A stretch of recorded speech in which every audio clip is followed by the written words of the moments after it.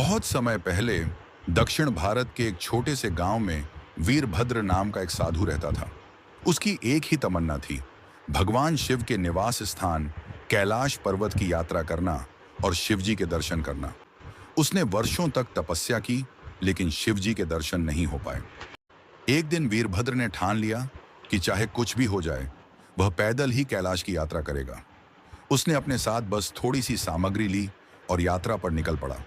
रास्ता बहुत कठिन था, दुर्गम पहाड़ियां, गहरे जंगल और भयंकर ठंड। लेकिन वीरभद्र का हौसला अडिग था। हर कदम के साथ वह भगवान शिव का ध्यान करता और अपने मन में यह विश्वास रखता कि शिव जी उसकी यात्रा को सफल बनाएंगे। सप्ताह बीतते गए और वीरभद्र की हालत खराब होने लगी। उसका शरीर कमजोर हो गया और भोजन पानी की कमी ने उसे और अधिक कमजोर कर दिया।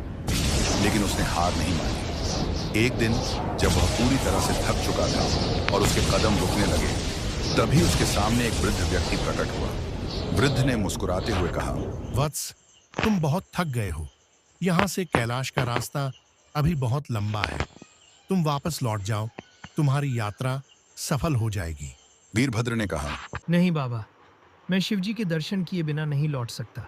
मेरे लिए यही जीवन का उद्देश्य है। वृद्ध ने उसकी दृढ़ता देखकर कहा, अगर तुम्हारा संकल्प इतना अटूट है, तो शिवजी अवश्य तुम्हारी प्रार्थना सुनेंगे। यह कहकर वृद्ध गायब हो गया। वीरभद्र आगे बढ़ता गया, लेकिन जल्द ही उसकी शक्ति ने जवाब दे दिया। वह जमीन पर गिर पड़ा और बेहोश हो गया।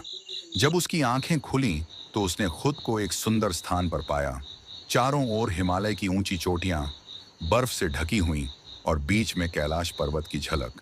वीरभद्र ने महसूस किया कि वह कैलाश पर्वत के पास पहुंच चुका है। उसकी आंखों से आंसू बहने लगे। तभी भगवान शिव प्रकट हुए और बोले, तुम्हारी भक्ति और संकल्प ने हमें यहाँ बुला लिया है।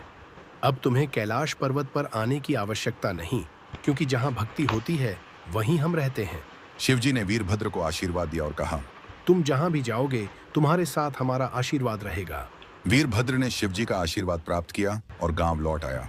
गांव के लोग उसकी कहानी सुनकर भाव विभोर हो गए और उन्होंने भगवान शिव के प्रति अपनी भक्ति को और भी मजबूत कर लिया। इस कहानी से यह सीखने को मिलता है कि सच्ची भक्ति और अडिग संकल्प से भगवान को भी झुकना पड़ता है।